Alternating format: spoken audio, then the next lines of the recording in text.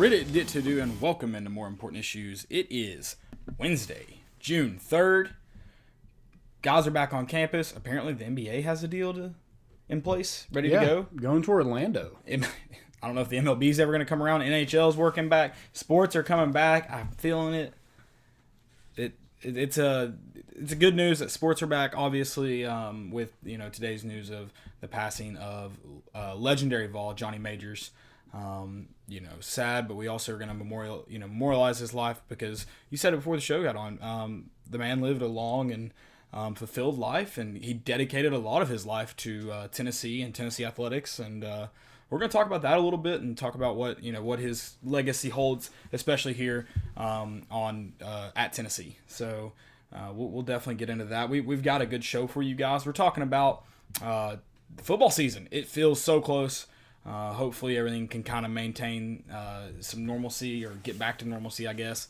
And we'll be as far as COVID goes, and we'll see a 2020 football season starting on time. Going to talk about some of those expectations as well as kind of look back to 2019 and what all happened in that season. And then we've got another Doug's victory. I know you're shocked. You shouldn't be. You shouldn't be. You shouldn't be at all. That was sarcasm. We're just eating dubs. Jameis Winston style. Exactly. And then we've got we're going to talk about some other things as well. Plus our segments. We've got a great show. If you have any questions, make sure you drop them in the chat. I'm watching YouTube. How you guys doing on YouTube? Not yet. I'm not. I'm sorry. I spoke too soon. I'll get there. But I am watching YouTube. And already got some rest in peace, Coach Major. Absolutely rest in peace. And I'm also watching Twitter. Landon's got Facebook. So if you have any questions, let us know. Holler at us and we'll get to them. Bear with us. Also in this show, you've got a chance, like always, to win a $25 gift card to Hound Dogs. Landon's going to tell you how you can do that. Yeah, so go on volunteerroadshow.com, create your profile. That gets you all of our free content, all our articles, shows, everything like that. So create that, and it puts you in the drawing each episode to win a $25 gift certificate to Hound Dogs. Yep. Easy enough. It's free money. We're trying to give you some money. Yeah, so we'll give that away at the end of the show. So stay tuned for that. Check out our sponsors, Tennessee Tap House, like we said, Hound Dogs, Bet Now, and Commercial Bank. I'm going to tell you guys about Commercial Bank. Commercial Bank is your neighborhood bank, and they're a leading financial institution with the services, capabilities, and resources of regional national banks. Whether it's purchasing a home, saving for your child's future, or planning your next vacation, Commercial Bank is with you every step of the way to navigate life's big decisions. Life made better. Visit cbtn.com to learn more and find a branch near you. Guys, go check out the official bank of More Important Issues, Commercial Bank. Do it now. Dude, 2020 is definitely the longest year of all time, right? It's been weird. Some months feel really long, and some months feel like April flew by. Yeah. March and May have been, even parts of May, went by pretty fast. Like the first half of May, I was like, oh, this is going to be a long one. And then the second half blew by. So it's definitely been a weird experience. There's obviously a lot going on in the world right now that is definitely going to, we're going to learn how to navigate, and we're going to get better from everything that's happening for sure. But yeah, it's definitely felt like a absolutely long year so far. And then it's not been a normal year either. NASCAR Vol already said, I've already been called out for not wearing a hat. I know, I walked out of the house not wearing one and just didn't think. I actually almost turned around and went and got one. I feel very naked without a hat, so I'm sorry. If it's distracting, I apologize. This is a family podcast. You can't be nude on here, David. I know, I'm sorry. Well, let's get right into talking about Johnny Majors. Passed away this morning at the age of 85. Legendary Vol. We talk about the guys, the guys and girls that give their life to the University of Tennessee. This is one of them. This is a guy who is from the state of Tennessee, from Franklin County, played at Tennessee, was an assistant coach at Tennessee before returning in 1977 to there's no reason to leave your national championship post for anything but going home, and because it was not a very good football team, and guys on that football team have said that. Yeah, I think it was. I'm trying to remember who it was this morning. It was an interview with Austin Price. Said That it was definitely a tough team to coach for Johnny Majors, but he accepted the challenge because it was his alma mater, it was his home. Like I said, the man gave his life to Tennessee, and I know there was a lot of issues. Pat Ryan, that's it. It was Pat Ryan. Okay, I almost said Pat Ryan, didn't want to misspeak. And this is a guy who did have a little.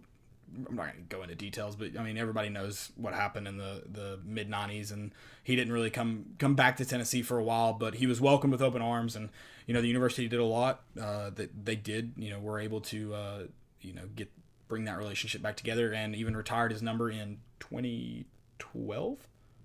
Is that right? Yeah, I think A.J. Johnson was the last one to wear that number. Yeah, and did they not? See, I didn't know if they retired his jersey or his number. Because now I know they started retiring jerseys rather than numbers. Gotcha. So I don't know how that. I don't know how that works. But I mean, if 45, I guess we could go look at the roster real quick. If 45 is still in use, I feel like that's a number that is it number 7 at LSU. That's like an honorary. They choose a. Yeah, it's like the best DB player. Yeah. I feel like that would be something appropriate for number 45. Whatever that criteria may be. That would definitely be an appropriate way to memorialize Johnny Majors, and there is no 45 currently listed on the roster. Would definitely be a way to memorialize him, I think. And even people mentioned, so you have that 21-22 series with Pitt coming up, type of trophy for that series, or wearing throwback jerseys and different things. Yeah, that would be. First off, anytime you throw throwback jerseys out there, I'm in. Absolutely. Count me in. Absolutely. But to honor someone like Johnny Majors, I think it would be an awesome way to do it. Yeah, and we talked about kind of, you mentioned how his life was, he lived a fulfilled life. We weren't around while he was at Tennessee, but growing up, you knew who Johnny Majors was just because of the guy he is. Yeah, we talk about the rewatch. I've seen the 85 Sugar Bowl probably more than most people that were alive in 85. Yeah, probably. 2-time SEC MVP, All-American in 1956, finished second in the Heisman that year. Should have been first. The only player to win the Heisman and be on a losing team was the guy at Notre Dame. Yeah, that was in 1956. That's trash. And anyway, I think Johnny Majors, I think even said he deserved it, but are you not gonna say that? Yeah. So what do you do? Yeah. Yeah, like you said, he was a GA at Tennessee. Got his first head coaching job at Iowa State. Then went to Pitt, and his last season at Pitt in 1976 won a national title. Built that team around Tony Dorsett. Tony Dorsett ended up winning the Heisman that year. Yep. And then went to Tennessee 1977 to 1992. Was 116 and 62 and 8. While at Tennessee, won 3 SEC titles, 85, 89, and 90. Some notable games. I wrote down some notable games. Like you mentioned, the 85 Sugar Bowl. They beat number 2 Miami, I think 35-7. Yeah. It was something like that. They beat that right here, 35-7. Okay. Heisman winning quarterback Vinny Testaverde was at the helm of that Miami team, and just blew them out. And I think Johnny Majors even says this after the game. That was one of the biggest upsets in Tennessee history. Oh yeah, I mean it was a prominent game. I mean that's talked about regular, like Johnny Majors passing away isn't why Tennessee fans are talking about it now. I mean that's why they talked about it today, but it's not why Tennessee fans talk about it now. Yeah. It is a very memorable game as far as Tennessee football history goes. Definitely Johnny Majors history, but also Tennessee football history. Mm-hmm. We've talked about it, especially during this offseason when we're just trying to find things to entertain ourselves. We've talked about it at least, I'd say, half the shows. Yeah. I've watched the 85 Sugar Bowl. I want to rewatch the Miracle at South Bend. That's the next game I have written down. That was a really good game. And then the Bo Jackson, number 1 Auburn, upset number 1 Auburn. When Bo Jackson was averaging like 247 yards a game, held him to under 100. Yeah, held him to 80 yards exactly. Yeah. That's another one of my dad's stories that he told often was Bo Jackson coming to Neyland and not getting quite the welcome he expected. Yeah, didn't like it. And I think Bo Jackson hurt his knee. So there's again Neyland Stadium. It's just that That's that bad turf. Maybe, okay, we're not gonna out anybody, but I may have some questions if this continues. Right. I shouldn't say I'll have questions, but some people might. Well, I know Georgia fans already do. I think a lot of people forget, like, Johnny Majors was kind of, like, he was Tennessee football after Robert Neyland. Like, that was right after Neyland left is when, or was done, Johnny Majors came there as a freshman. Yeah. So he was kind of, Well, he wasn't the coach, but I feel like at that point you're kind of like, well, he was very prominent within the program. Right. Obviously, a guy that should have won the Heisman. Yeah. So. And I tried to figure out the game because I saw someone talk about it. I don't know if I've heard this story, so if you've heard it and know it, comment in the. I did hear it on. I think Tennessee released a video today of one of Johnny Majors telling stories about him playing every single snap in a game. he also punted. Yeah. Oh, yeah. He played every.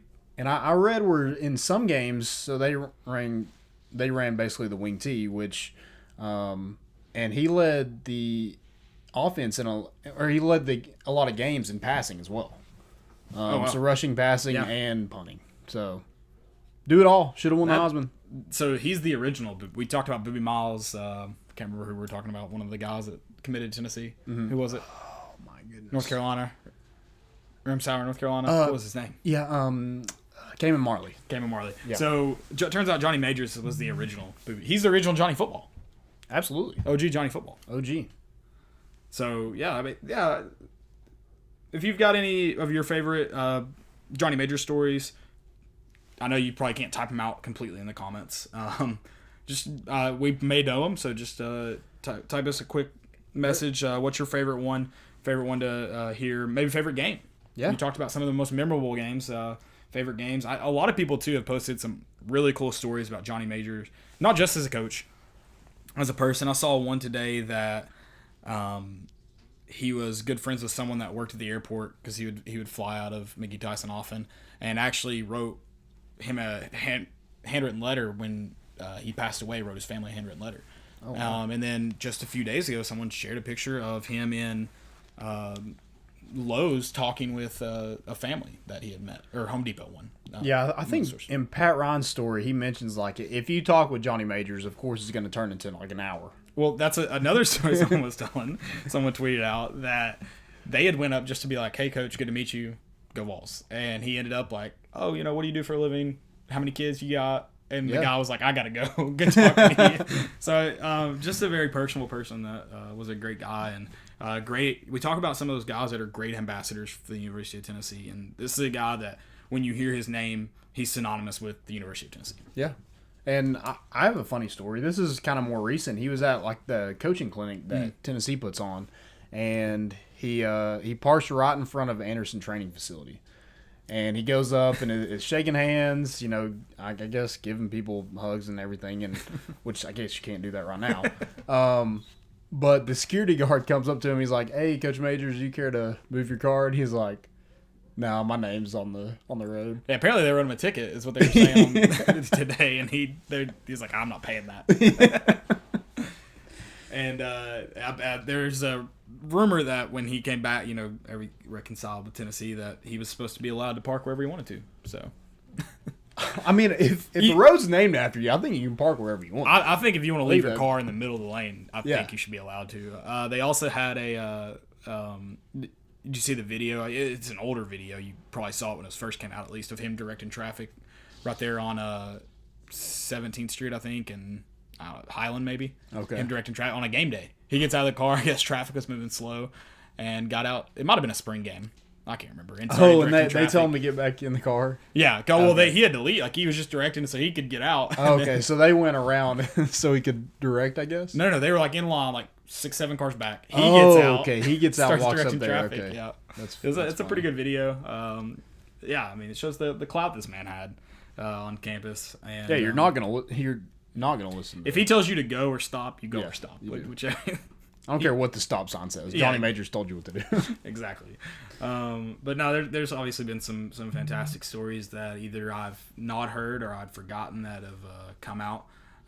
today with former players or just people who watched Tennessee when Coach Majors was here, and it's been a it's made the day a little bit more lighthearted, getting to hear these stories about a great person. Yeah, absolutely. I think they do need to do something else to honor him. Whether a lot of people are saying build a statue.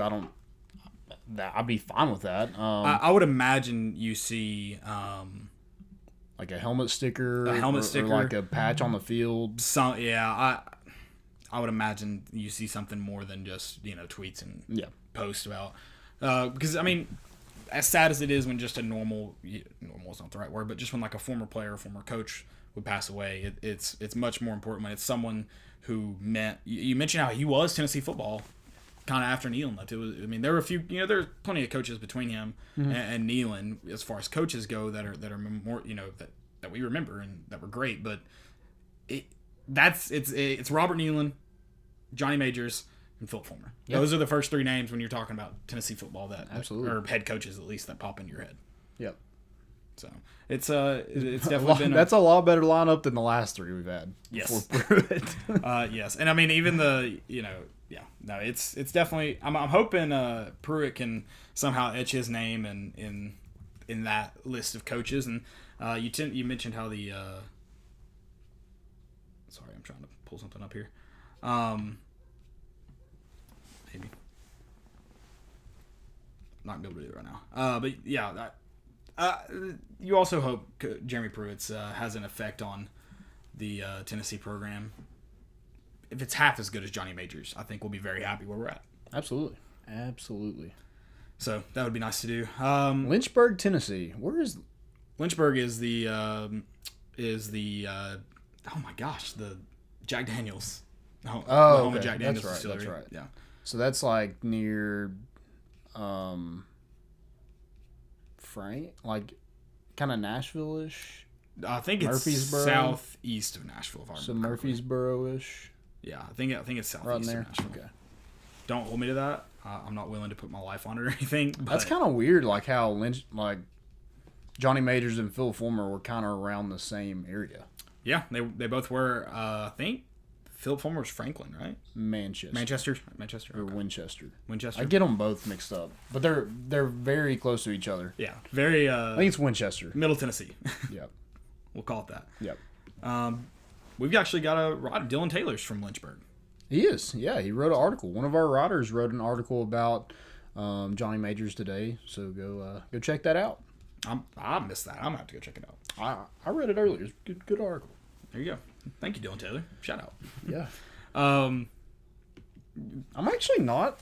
I thought I'd get hot in this. Oh yeah, I'm not that bad. I actually meant to mention Landon rocking the '80s ish. Yeah, I thought I'd tribute a little bit. I like it. Yeah, no, it looks great. It's so weird. That orange looks good on you. Yeah, though. It's a little off. It is a little off, and it doesn't help that I have like the actual, the new orange. Yeah. I need to see if that orange matches my new golf bag. I didn't get it because it was Tennessee orange. It's not Tennessee orange, but gotcha. It's probably closer to like a Syracuse orange, but yeah, this is about what that is. So I'd say that's pretty close. I had to take off my Tennessee driver cover though. I'm gonna try to get a white one, a white Tennessee driver cover. The orange clashes a little bit. Yeah, you don't want to clash them. Doesn't look good, or just maybe a different color. I don't know. We'll see. We're gonna move on though from Johnny Majors. Obviously, this is a guy who kind of kicked off the decade of dominance. Was a great player, a great coach, and then a great just alum of the University of Tennessee. And he will be missed by the Tennessee family. Maybe 2020 will be a year that you can kind of memorialize him in how not only what you talked about, what you do, patch, a logo on the field. Maybe we can also do it in our play and play like a Johnny Majors coach team. You heard all the players talk about how hard-nosed those football teams were. They were fast and physical. Would like to return to those days of Johnny Majors football. Yeah, I'd like to see maybe Eric Gray win a Heisman. That'd be cool. That'd be nice. I would not be upset about that exactly at all.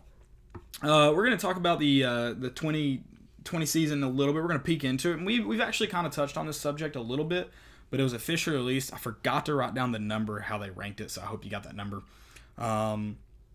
So the ESPN SEC Network released, was that SEC Network? Mm-hmm. Released their top 10 defenses for the year. Yeah. Their preseason top defenses they expect, and Tennessee was at number 7? Number 7. Number 7. Okay. Sorry, I forgot to write that down. Glad to know I got that right, though. That's pretty impressive, right? Killing it. And I think we're 4th in the SEC. 4th in the SEC. So that, another thing that kind of... we are one ahead of Alabama, though. Really? Interesting. All right, they've got a lot to replace. Yeah. Which Tennessee, going to touch on, going to get into this. Kind of, a bit to replace. I think the good news is, and I don't mean this negatively at all, the biggest thing you have to replace is Darrell Taylor. And yes, Darrell Taylor gave this defense a ton, but he wasn't this star-studded. It's not replacing Derek Barnett, looking back into recent history. Mm-hmm. You do have to replace the speed and physicality that Darrell Taylor played with, but I don't think it's an impossible task to replace him. Mm-hmm. I think it's to improve of what you had last year. So in total defense, you're number 29 last year in total defense.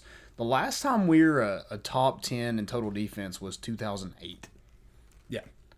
So to get to that point, you're going to need leadership. And I feel like that's kind of what those kids didn't have enough time with Jeremy Pruitt as their head coach to, elevate their game enough to maybe get to that top 10 in total defense. Mm-hmm. But you had the leadership to, and you saw it when Daniel Batuli came back. How much the defense improved under him, just having that leadership, just getting, that front 7 that was inexperienced lined up.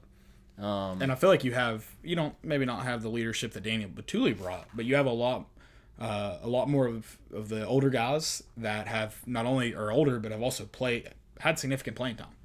Yeah, and with great leadership, you pass that leadership on to somebody. And I feel like Daniel Batuli and Henry To'oTo'o had a great bond.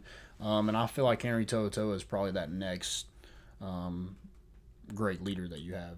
Right, and you obviously need a dominant leader when you talk about a football team or a defense. But there's going to be a lot of guys that bring some experience.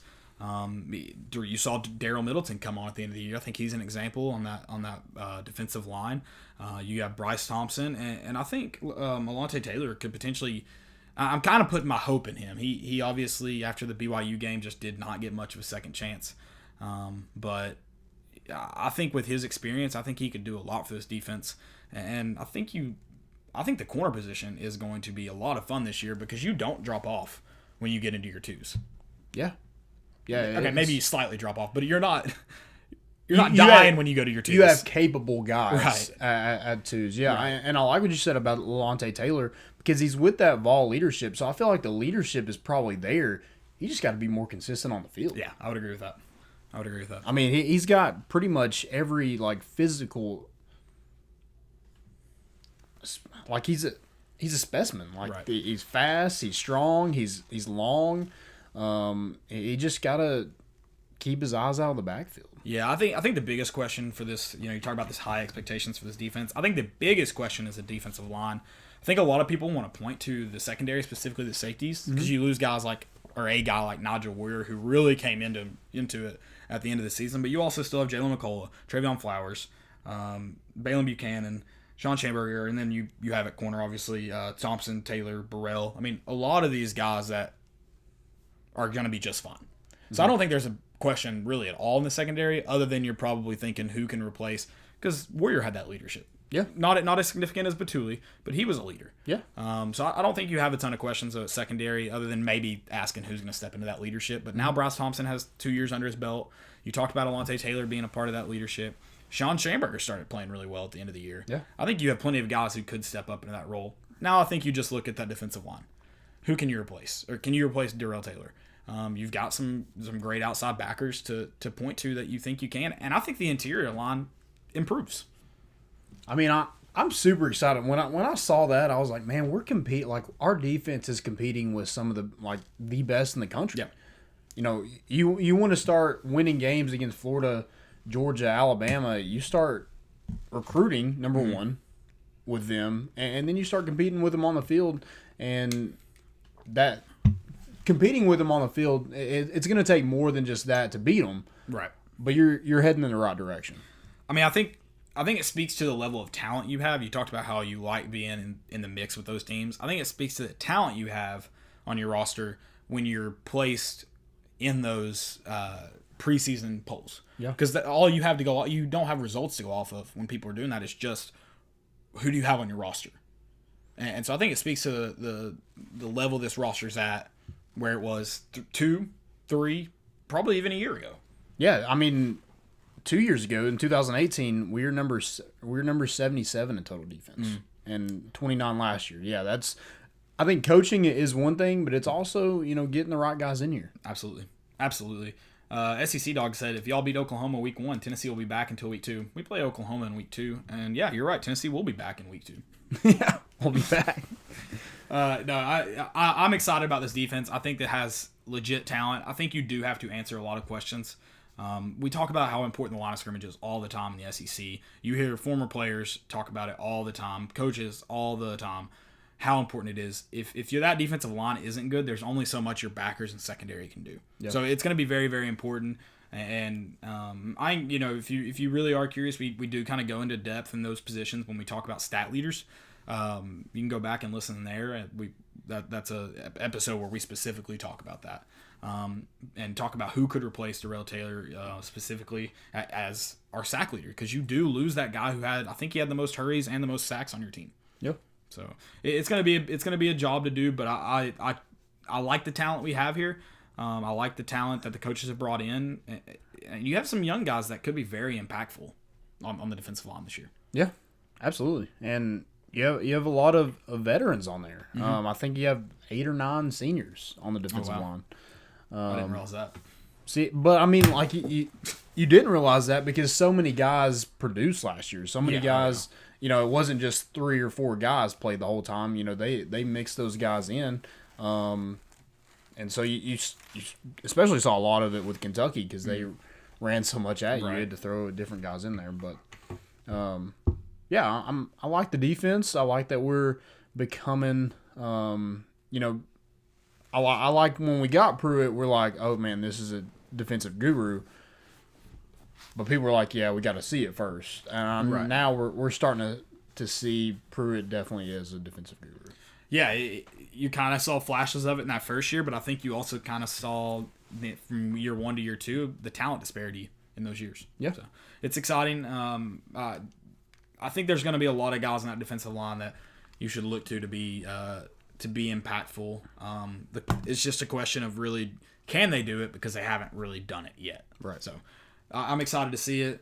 Let's look back to 2019 and talk about some of the biggest surprises, the biggest the things that we didn't see coming at the beginning of the year, or maybe didn't see as the season progressed because of the way the season started.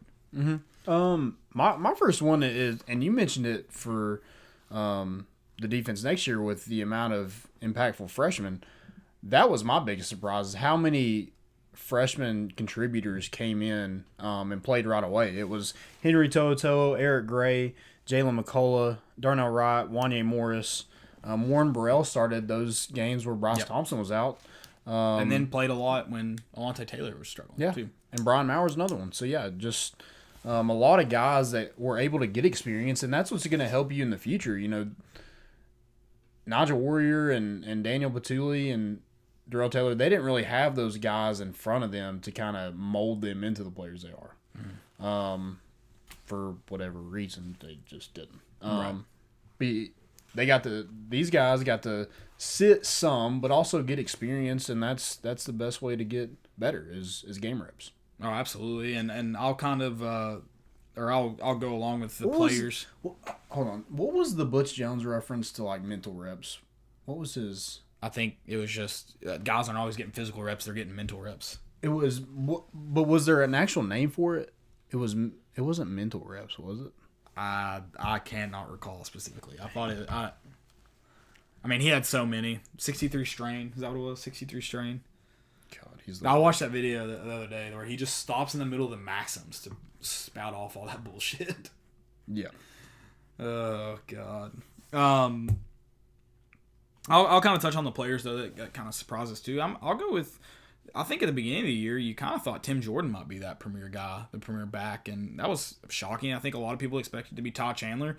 I think even some people expected Todd Chandler, Eric Gray to be splitting the carries back there, but at the beginning of the year it was Tim Jordan, and he was kind of holding it down there. He was the back that the coaches were looking to in a lot of situations, but yeah, it's Tim Jordan was pretty surprised there. And then I'll go with the obvious one too. The loss to Georgia State hurt, man.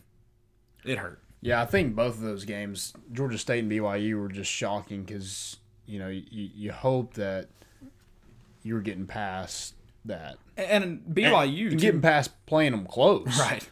And then you end up losing both. BYU, playing them close is different. I don't think you should have lost the game. You shouldn't have lost the game.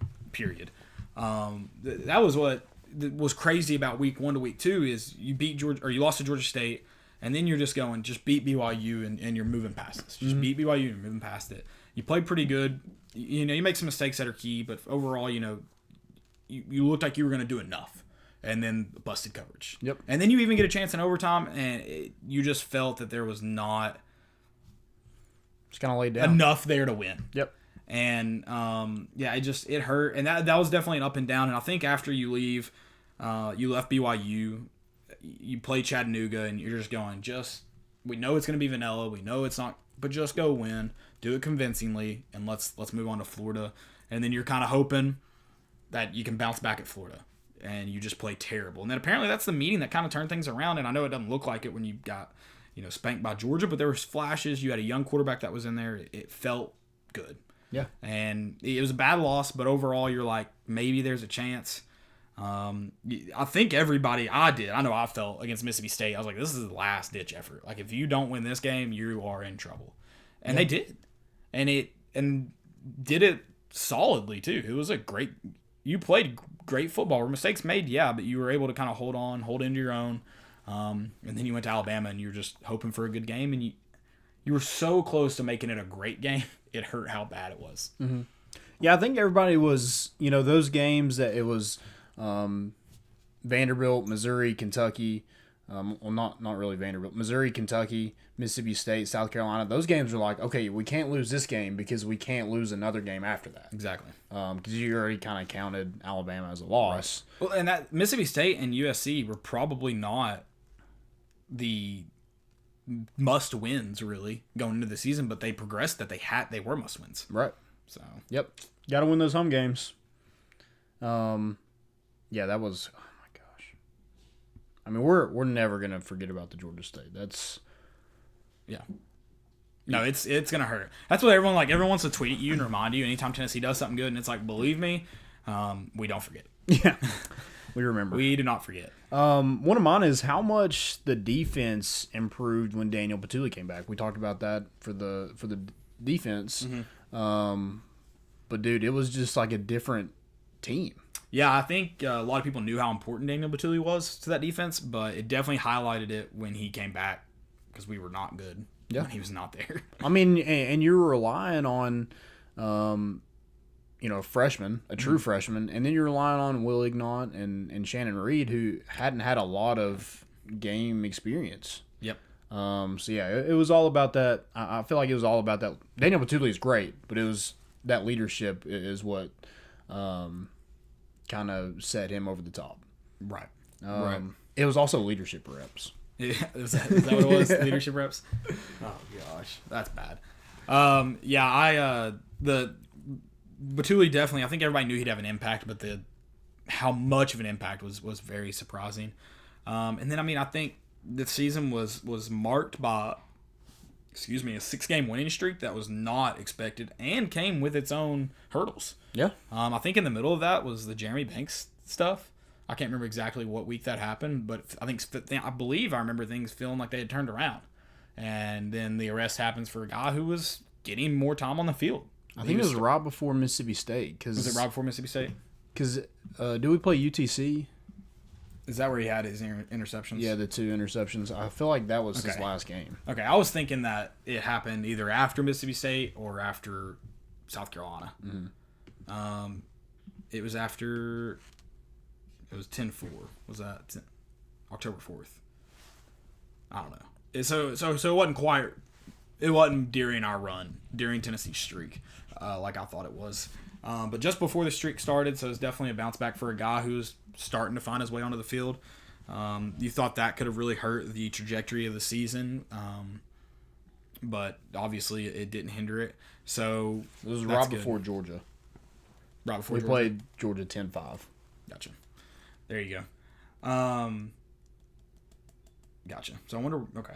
And then the within that 6-game winning streak, though, I mean, you dominated a team like South Carolina, who was, I know by that point they weren't very highly regarded, but before the season started, people were talking like they were going to finish in the top half of the SEC East and not have too many problems with teams like Tennessee.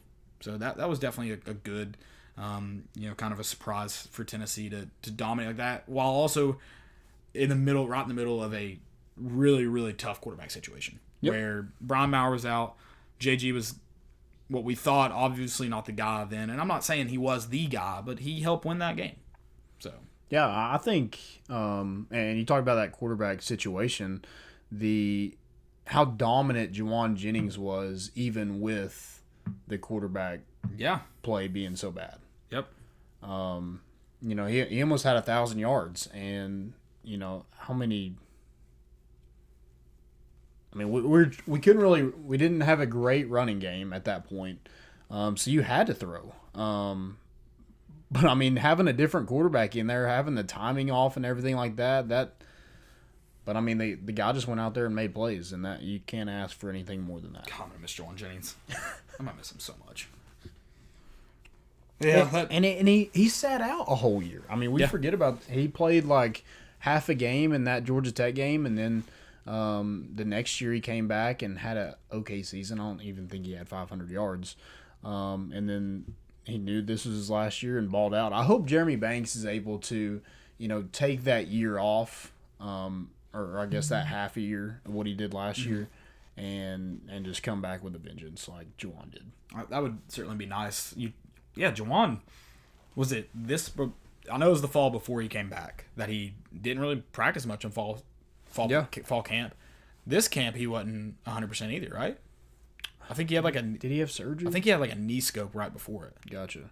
I can't remember. That could be a total misremember. It could be someone else. Well, I know Batuli had the knee scope. Okay. Maybe that's what I'm thinking of then. I think Juwan was like coming back during fall camp. I think that was a lot of his rehabilitation. So I can't remember. BVD said that Johnny Majors needs to be on the scoreboard. I 100% agree. Who is it right now? Al Wilson, Phil Fulmer. Who's third? Is it Jason Witten? I thought it was Witten. So maybe. Yeah, I think Johnny Majors could. Johnny Majors should be up there. Yeah, I agree. But bad news, it's going to take a couple months to get a crane. Yeah, apparently, allegedly. Allegedly. My next one is just the Eric Gray and how he came on at the end of the season, because at the beginning of the season, I think we said last episode that we heard about him a lot during fall camp and everything like that. They're like, this kid's the real deal, and you didn't really see a lot of production from him. He got some carries every now and then, but he wasn't getting more than Tim Jordan or Ty Chandler. No. And then the end of the season just broke out the way he did. Right. And I think he was like third in rushing, and then at the end of that, at the end of those two games, he almost beat Ty Chandler for the leading rusher on the team. Dang. Yeah, so how many yards was he behind Ty Chandler? I mean, it was like, I know he had like 560 something and it was like I think he ended up with like 500. And we talked about potentially him being a 1,000-yard rusher. That's going to be a big step. 500 yards is a big step. It's going to require him being a premier back, him being the coaching staff rolling with one guy, not necessarily rolling with a hot hand. It's going to take a lot for 2020 to be a big season for him, but I at least expect him to be a key player in it. Absolutely, like he was in the second half of the season. Excuse me. Yeah, utilize your athletes. Yeah, that's why we hired Jim Chaney. Another thing of mine is, speaking of Jim Chaney, we didn't utilize the tight end. Not enough. Definitely. And I feel like the times when we targeted specifically Dominic Wood-Anderson, he was not effective. I don't know why. I don't know if that's... Or we threw it out to right field. Or it was a bad throw. So, like I was about to say, I don't know how much of that is DWA's fault and maybe the guy tossing it to him. Mm-hmm. But I'm sure that definitely affected how how much we could play the tight end. I just don't understand it. Tight end should be your bailout. Like, that should be your safe, especially a guy the size of Dominique Wood Anderson. We never really got to find out how good his hands were. I know he was pretty highly coveted coming out of community college, though. Especially, like, all the hits that JG's taken, I feel like he'd be like, yeah, I'm sending it to him. Quick and easy throw. Yep. But, yeah, just didn't work out that way. But Jim Chaney is known for utilizing the tight end, and we just haven't we didn't see it last year. So hopefully we're able to see it this year. I don't know who that – I guess it'd have to be Austin Pope and unless you see a new guy emerge. I think Austin Pope's the one guy until we find out. And the unfortunate part of that, he did play really well in the run game this past year, but passing game he was, again, just like DWA, non-existent. So Yep. Hopefully it can happen. I'd like to see running backs utilizing the passing game a lot more too. You got to complete those bubble screens, and you got to. Yeah, I don't know how much I don't care if I ever see another bubble screen again. After the couple years we've seen them at Tennessee, but yeah, you remember the Indiana game when I think it was 2 or 3 times we hit Eric Gray with a check down, and he picked up first downs. That's an easy out. And I'll say that about. In defense of those play calls, Eric Gray really struggled catching out of the backfield earlier in the year. Mm-hmm. So I'm sure that hindered those play calling a little bit. Yeah, Austin Pope had 4 receptions for 21 yards last year. It's a good average. I'll give him 5 yards isn't a bad average for a tight end. But yeah, that's not enough to really encourage you to throw more to him. DWA had 21 for almost 300 yards. I didn't realize he had that many. I would have guessed he had less than 200. I'd guess. I'm surprised he had 21 receptions. Yep. That was last year? Yeah. Huh. See, 21 for 268. Eric Gray had 13 for 115. I would have thought. He probably had 8 in that Indiana game. Yeah, I wonder how many targets he had, too. Because like I said, he did not necessarily hold up his end of the bargain when we talk about catching out of the backfield. Or, throwing out of the backfield. So, but if he can improve that game, that drastically improves him too. And I think you're probably looking at over 1,300 yards all purpose if he can improve catching out of the backfield. Should. Right. And with that offensive line, Jesus. Shouldn't be a problem. Yeah, let's get on the train and make people get off the tracks. I like it. Attack. BVD just said that. Like Johnny Majors. You got anything else for 2019 before we... And I'm glad we won a bowl game. I did not. In the middle of the season, I'm like, no, there's no I didn't way. even know if we were going to make a bowl game. Yeah. Oh, I guess after those first 2 games, you're like, nope. Yeah. Nope. When we lost to BYU, I think I was so sad, and Emily was like, well, can we go? And I'm like, no, I'm going to sit here and cry. And I think my exact words were, we're not even going to make a bowl game. It was the perfect night game, and everybody, it was warm weather, and everybody's like, oh, dude, after we're going out, no doubt. We're going out. That was one of the most fun days I've ever had it. And before that happened. And then everybody's like, it was a great tailgate. No one even talked after. We just went our separate ways. Yeah, I don't remember even seeing anyone at the tailgate. And I'm glad I didn't because, a lot of times, You didn't see people at the tailgate? Afterwards. Oh, I was about to say, dang, Caleb. I got that. Just slow down. Those Maxims got you all messed up. No, afterwards when I went to, went over there, and I'm glad I didn't because like you and Brody and Austin would have gotten me amped. Like I probably would have destroyed some shit. Like because I know we would have been just feeding off each other how pissed off we were. So I'm glad I didn't. There wasn't anybody there to be with me and be angry with me. Yeah, that was definitely. And I think I even tried to go to Gus's. I was like, Gus's would just be right now, and the traffic was too bad. Yeah. So it was a sad day for sure. Yeah, I just want to go home and go to sleep. Yep. I was done with that. I didn't want I wanted to take off my Tennessee stuff. That's what I do. Like, when I'm angry, I take off my Tennessee stuff. See, I don't think I've ever, purposely done that. Like, I've never been like, all right, shirt off. Like, it's got an orange on it. I'm off. I don't think I've ever done that. Maybe I need to try it. Yeah. Whatever I've been doing. I don't know if it makes you feel any better, so. Right. Don't take it from me. 20, not 20. Well, I don't know what year. Let's go to recruiting. Oh, you want? Oh, yeah. Talk. Yeah. Yeah. Let's talk some recruiting. So, not a lot going on, but I do want to mention some guys real quick. So, Vols made the top 8 for 4-star cornerback Isaiah Johnson. He's a top 100 player out of Bluefield, West Virginia. Yeah, he's a. Oh wait, no, that's not what I'm thinking of. 6'2", 180, pretty big corner. But Tennessee's going to need to sign a blue chip corner. I think we mentioned a couple shows ago that Bryce Thompson and Alontae Taylor are potentially going into their last season at Tennessee. They could be headed to the draft after that. I don't think that's the case, but I feel like both of them may have a shot if they have a good year. I think Bryce Thompson is someone I could see that I think it would take a bad year to keep him. Because, that's the thing now. It's not – your best players aren't the only ones going now. It's guys that have had pretty good years that have a good combine. You find yourself in that draft class. So I feel like that's where Bryce Thompson could be. I think Alontae Taylor would need a great year to be considered. Yeah, I think he needs production, but the athleticism the kid has.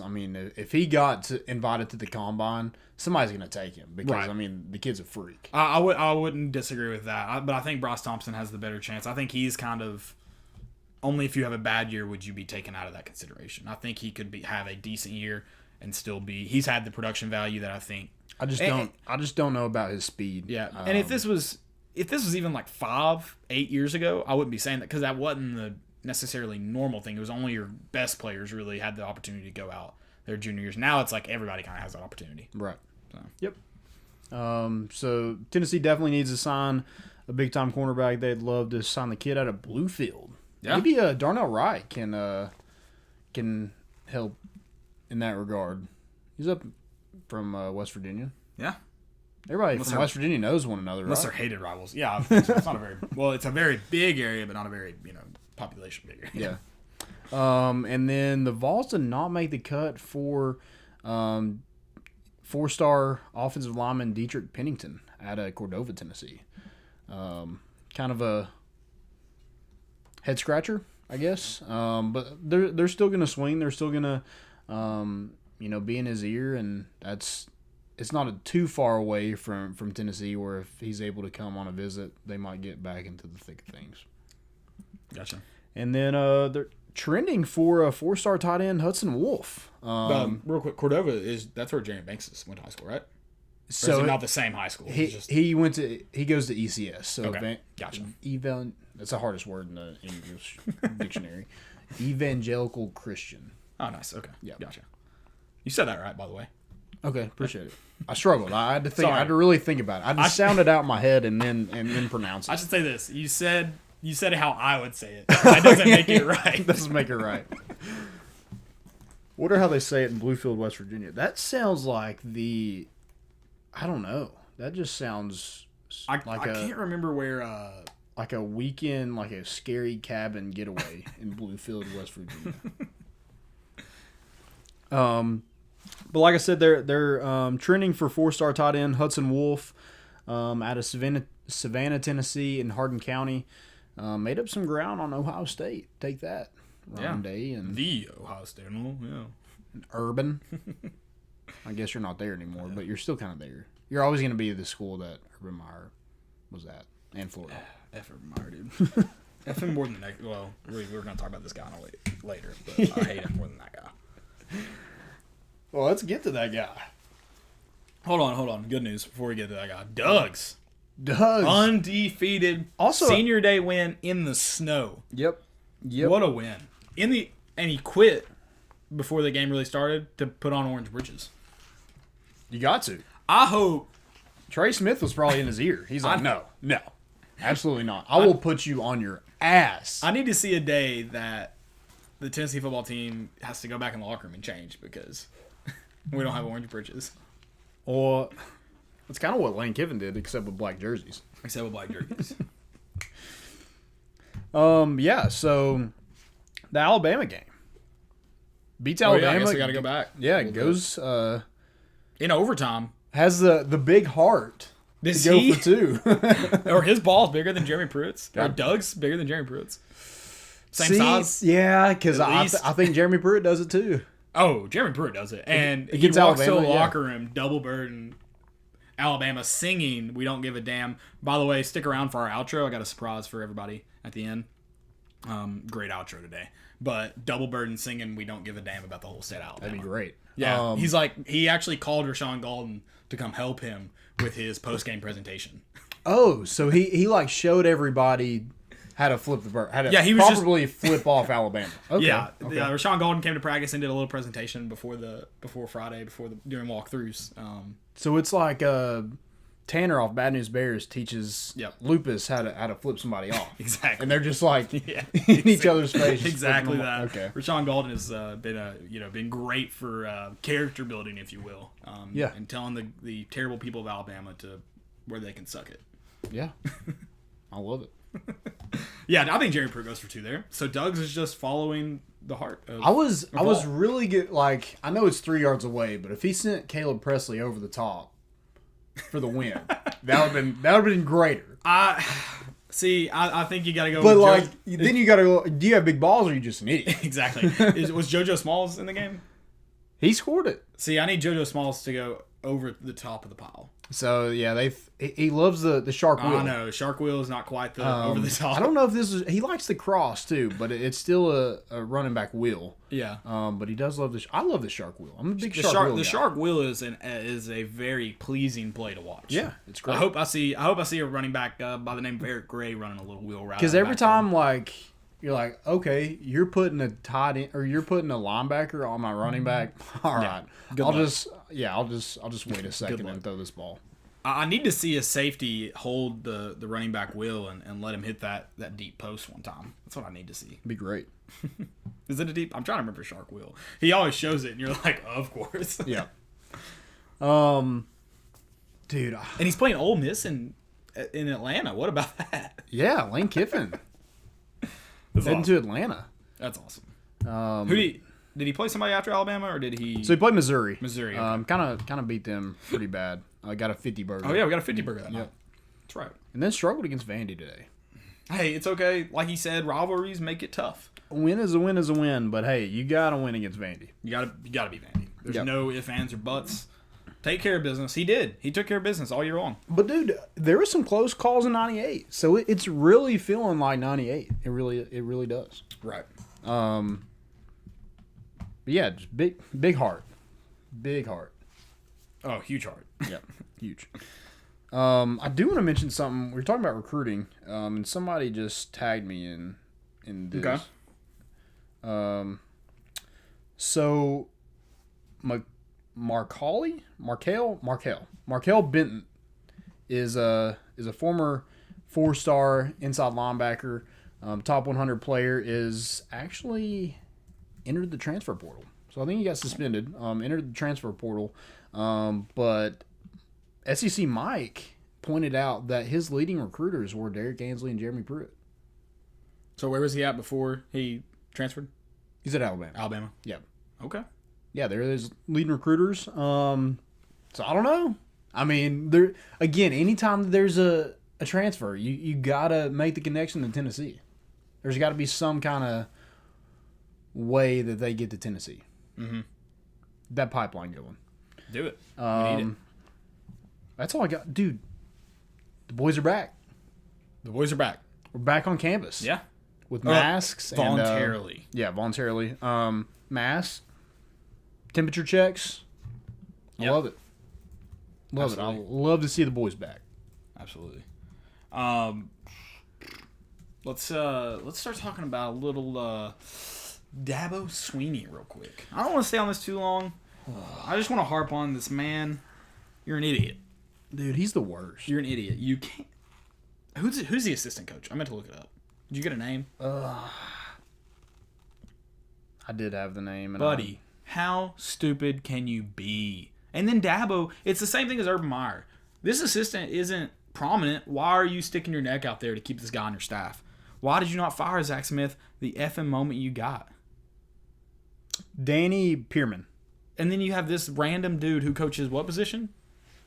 Special teams and tight ends. I'm firing his ass before we get off the field. Yep. Absolutely.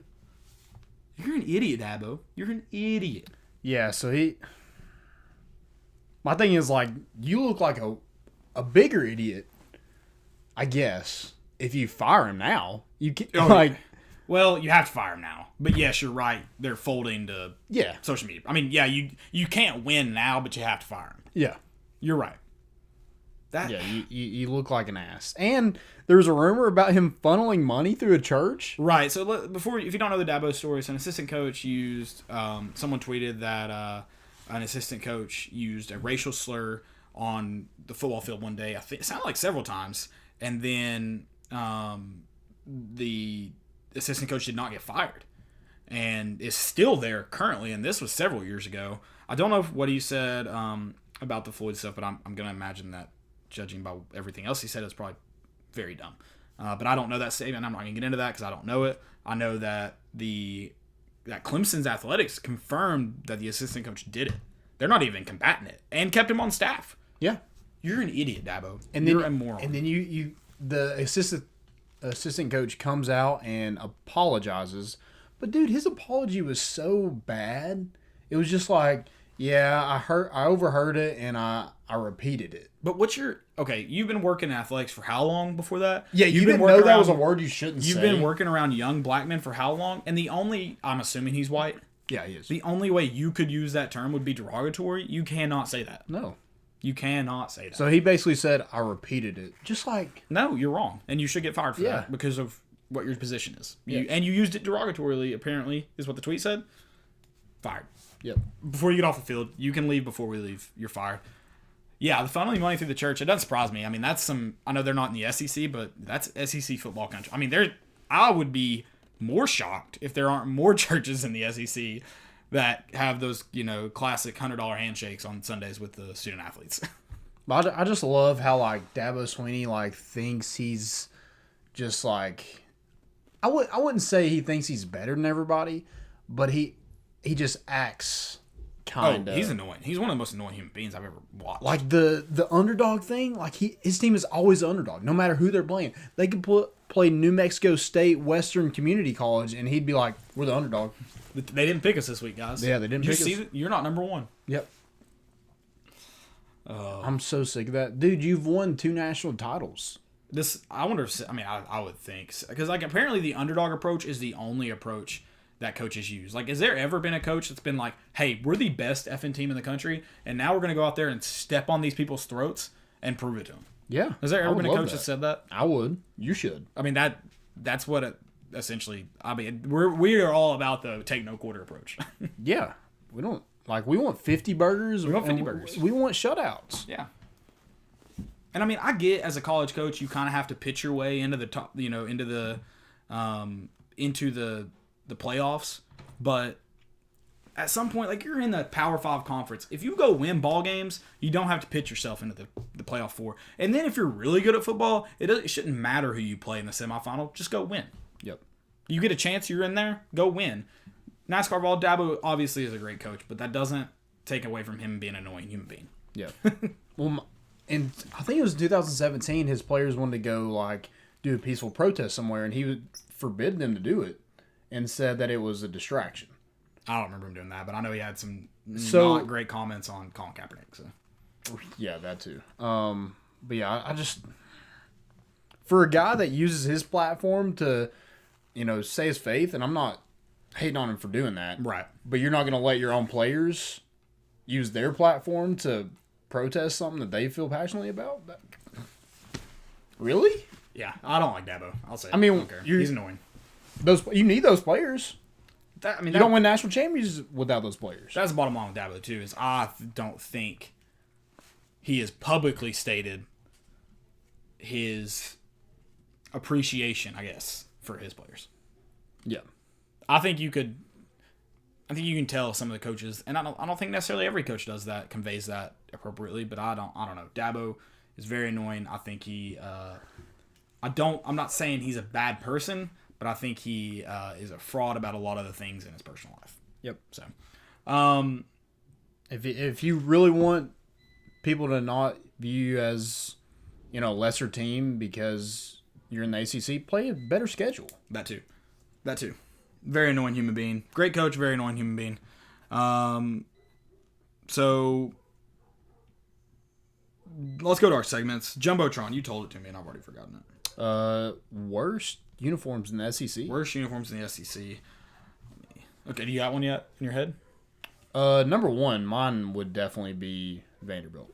Okay. Yeah, I mean, that's an easy one to pick. Yeah, it's just The gold's ugly. They do get saved by the black a little bit, but then they use the gray too much.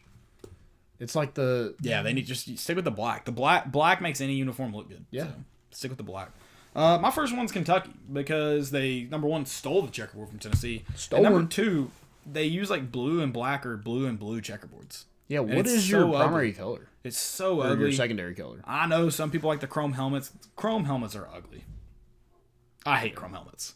Do they look good as like shelf like memorabilia? Yeah. They do not look good being played with on a field. And they chip easy. I'm sure they chip easy. I don't know that personally, but I'm sure. My next one would be South Carolina. I feel like South Carolina's the ugly. same reason. The black and the white clash. Like, Yeah. you got to pick one. South Carolina's are ugly. My next one is we've already got Kentucky, Mizzou, and Vandy already here. My next one, I don't know if it's maybe the top in the SEC, but Landon's already said some that I hate, so I'm gonna go with Florida. And here's the thing about Florida: they have some great uniforms, but they always play in the ugliest ones. Their helmets are terrible. They need to go to the white ones with the power F on them. But yeah, those are ugly. Their orange and blue looks terrible. They do get the world's worst alternate jerseys with those. Did they ever actually wear them? Those gator skin ones, like the gator print. They have one. God, why? That's the ugliest uniform I've Ever ever seen in my life. And then their normal ones don't look great, but the ones they wore them several times when Tebow played. The power F with like the blue looked good. It wasn't too much orange on it. The white helmet. The white helmet looks fantastic. They should stay with the white helmet. Yep, I agree. But yeah, they're not. So, your last one. My last one would probably be Arkansas. Yeah, they're another team that has an alternate that look good. They have that the one they wear. I think they wear it when they play Missouri. That like, gray? huh? Is it the gray? No, it's their normal color. Have you seen the gray helmet? I'm sure it looks terrible. No. So it's right there. Oh, this is a real helmet? I guess. Which one is it? Is it that one? Oh, that one. Yeah. No, that looks awful. They've worn that? I guess. Oh my gosh. I just think like it looks like they've tried to be Alabama with a lot of red. Yeah, that looks. Yeah. No, Arkansas's jerseys are definitely ugly. Yep. They're ugly. I agree with Landon on all these, but I'm trying to give you guys some different ones. I think Missouri's uniforms need some work. Now, they have had some good helmets. They've had some good, but yeah, everything else is ugly. But again, they're a team that I don't think utilizes the black enough. They're like South Carolina. South Carolina looks great in black helmets, but they wear those scarlet ones way too often. Yep. BVD also said no such thing as a freaking power F unless you're referring to FU Gators. I am, so that's good. And it's a very powerful FU Gators. Very powerful. So yeah, I'm with you on that one. Let's go to Stupidity. Stupidity's an epidemic. A lot of stupidity out here. A lot of stupid people. My first one's going to be a tweet right before we started this. I've got to share it with you guys. Sam Rogers, at Sam Scully 20. He's coming in with the hottest of the worst takes ever. Big Cat tweeted about the Kentucky game tonight at 9. Someone tweeted back and said, if you lose to UK, I'm unfollowing everything Barstool. Sam Rogers came in with you should be used to getting your ass clapped by Kentucky in football. No reason to unfollow your favorite content. I mean, that's just the dumbest, stupidest thing I've ever heard. Has he ever seen a game ever? I don't know. Like, I don't know if he... Has he only seen like 2 in the last 50 years? I don't know if he watches football. Like, I don't think he can watch... Like, there's no way he watches football. What a moron. I mean, you all don't even clap our asses in basketball. No. We're good for at least one a year. 2 last year. It's a bad take. Terrible take. First, I want to mention this is not a stupidity. This is one of the most amazing things I've ever seen. Maine football program, their schedule poster utilized the offensive lineman. That was going to be most important. Yeah, so I just forgot all about it. But yeah, just a beautiful thing. Wearing number 69, got the belly out. I mean, dude, Here, I'll see if I can share it up. that's just freaking beautiful. See if I can get us a picture in here real quick. Love it. So my first stupidity is Cash Daniel actually tweeted at me. Or replied, I guess. So he was talking about Barstool and how Coach Doug is going to lose to Kentucky. And then I quote tweeted and said, "Watch out for ankle twists in the bottom of the piles." And he tweeted back at me and said, "Here's your 10 seconds of fam, bub. Also, have a good one." How is it 10 seconds? It's a tweet. It's not like a video or anything. Right. Yeah, I don't know. So, how long... also, why do you respond to that? You did it. Wait, does Cash Daniel think that Twitter is Snapchat? Maybe. Is he that confused? Thinks it goes away real quick. Yeah, that's Dude, probably it. Somebody needs to check him out. He might have a concussion. He could have CTE. All right, I'm going to share with you guys this the picture Landon's talking about because it's too fantastic in case you haven't seen it, in case you're not on Twitter. I mean, that is a glorious picture. Yeah, utilize the offensive line. Do you think he wears 69 or do you think he just did it for that picture? I hope he just did it for that picture. I hope so too. Nice. And now it's got to be your jersey. Yeah, nice. Because people are going to know who you are. Yeah. So I think it's great. I think Tennessee does a great job of utilizing the offensive linemen. They do a great job of Trey Smith and guys in the past. But I would love to see more posters with offensive linemen on it. Absolutely. Feed the beef. Yeah. This is my last one. I don't think I have any more. It is a new social media, but is also using Twitter to advertise it. I don't know. Have you ever seen Facebook or Twitter advertised on each other? No. I haven't either. It's weird. It's called Fans Plan, and it said, "Ever wanted to learn how to be an NFL coach or be a better leader? Learn today from former head coach Hugh Jackson only on fansplan.com." Someone tweeted, "This is the last person I would listen to on how to be an NFL coach." And someone tweeted, "Yeah, because you made it to the league, right?" Is that our only argument? Like, you made it there? I guess. And I mean, Butch Jones is a head coach. Yeah, I know, right? So. And what a dumb platform. It was. Like, first off, what a dumb idea for social media. Apparently, you pay for a subscription to listen to what sounds like failed people tell you how to do stuff. Also, the logic is so flawed in they did it, so you should listen to them. Yeah, like, get the logic. participation award. Yeah. Out. There's been a lot of people that have driven cars that have crashed their cars. I'm not going to let them teach me. Right. Yeah, that's bad logic there. My next one is our good buddy Dan Wolken.